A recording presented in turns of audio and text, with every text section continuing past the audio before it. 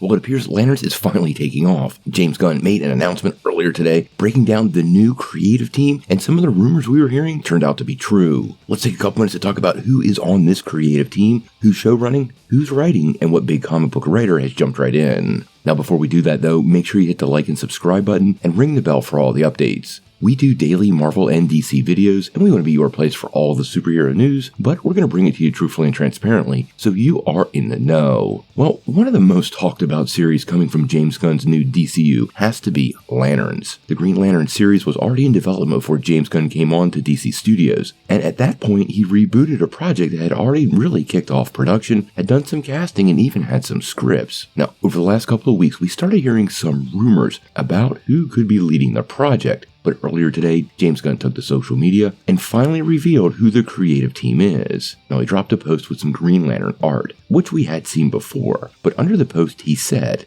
quote, "Yes, it's true. The Lanterns DCU series is putting together a crack team of writers based on a wonderful pilot script and Bible by Chris Mundy, Tom King, and Damon Lindelof.